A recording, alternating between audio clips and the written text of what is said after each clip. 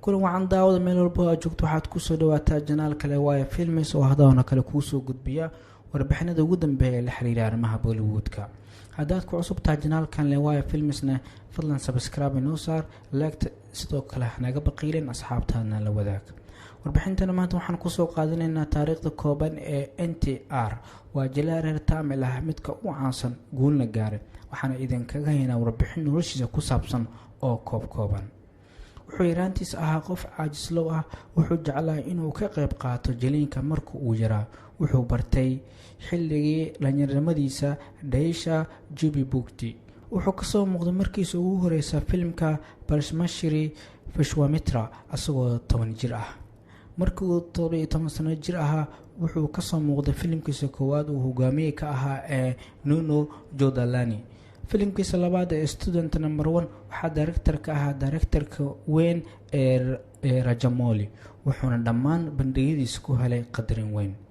wuxuu wajahay caqabado xagga guuldarooyinka filmadiisa ku dhacay intaas kadibna wuxuu la yimaaday filmada Yamadonga Country iyo sidoo kale film kale ee Barindavanam iyo film kale ee Badsha. maadaama uu ka soo jeedo qoys filimada Telugu ah haddana wuxuu magac ku yeeshay bandhigiisa cajiibka ah. wuxuu kaloo noqday heesaa wuxuuna heesooyin ka qaaday filimada Country, Yamadonga iyo Rabasa iyo film kale Nanaku Bermato. ku darso waa jilaa heesaa qof dheesha yaqaan iyo qof TV-da barnaamijka ka qabta.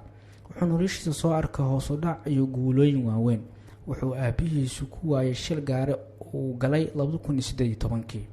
waa qof qiirad gala marka uu la kulmayo taageerayaashiisa. jilaagan wuxuu qabtaa barnaamijka reality show-ga ah ee Big Boss wuxuuna noqday barnaamijkaas mid rikoor caalami ah ku tallaabsaday. wuxuuna kaloo ku dheeryahay cunto karista noocyadeeda kala duwan.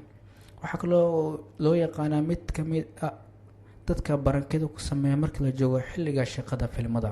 wuxuu taageerayaal badan hadda daacad u ah uu ku leeyahay dalka Japan waxaana taageerayaashiisa sug laayihiin filmka weyn ee RRR oo uu la wado Ramcharan, Ajay Devgan iyo Alia Bhatt. intaas ayaan kusoo koobinaa taariikhda kooban ee xidiga NTR lagu magacaabo ee Junior oo caan ka ah Telugu Shalema amaba koonfurta Hindiya. haddaad ka warbixintan la wadaag asxaabtaada.